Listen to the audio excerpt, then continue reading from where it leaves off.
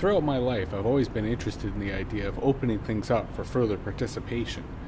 The idea being the greater the diversity, the greater the strength. And when it comes to institutions, there's often a paradox of talking about openness, but actually practicing a type of closed nature. For me, this is perhaps self-embodied by the notion of glass or glass buildings.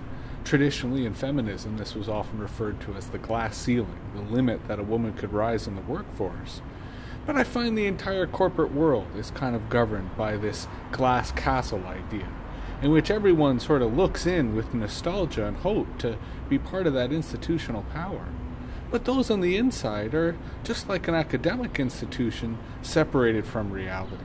So they're almost prisoners within the glass castle, not actually able to leave and become part of the normal world.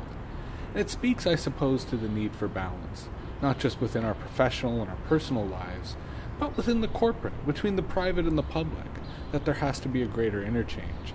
And I'm not sure that's something we're starting to see, or that's happened much in our society. Perhaps then there's an opportunity for universities to be such a bridge, to provide the gateway between the private and public sector, between communities and corporations. I suppose some universities would claim that they're trying to do this, but for others, really, it's more in the favor of the corporations than it is the community, more enriching the private than it is empowering the public.